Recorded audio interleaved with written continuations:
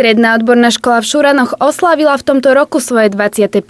výročie a pri tejto príležitosti zorganizovala slávnostné stretnutie. Chcem aj ja poďakovať pánovi riaditeľovi a všetkým pedagogickým pracovníkom tejto školy. Dovoľte mi, aby som odovzdala ďakujem dnes.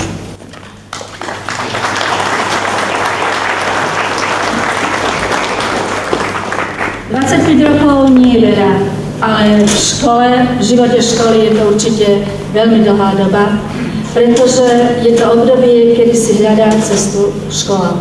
Chcela by som popriať v škole veľa dobrých žiakov, ktorí sú ochotní učiť sa. Chcela by som popriať tým žiakom dobrých pedagógov. Srdečne blahoželám a na vaše zdravie a na ďalšiu cestu.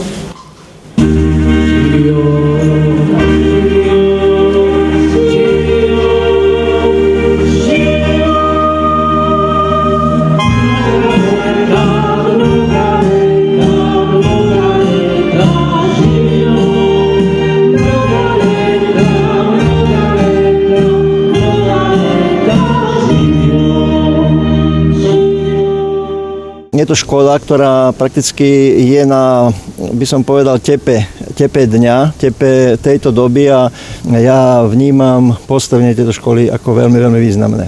Naša škola je prioritne zameraná na strojárske a elektrotechnické odbory. V strojárstve ponúkame študijné odbory s maturitou a výučným listom. Je to mechanik, nastavovať pre obrábacie stroje a linky so zameraním na CNC techniku. Potom je to mechanik, elektrotechnik. A ďalej je to mechatronik, to je 5-ročný študijný obor s maturitou a výučným listom. My dneska spolupracujeme s 12 firmami z celého Slovenska, dá sa povedať. A teší nás, že nás oslovujú aj firmy so zahraničnou kapitálovou účasťou.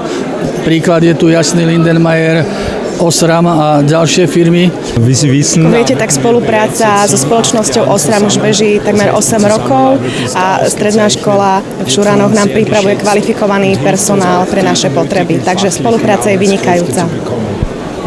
Čo by ste zaželali škole k 25. výročiu?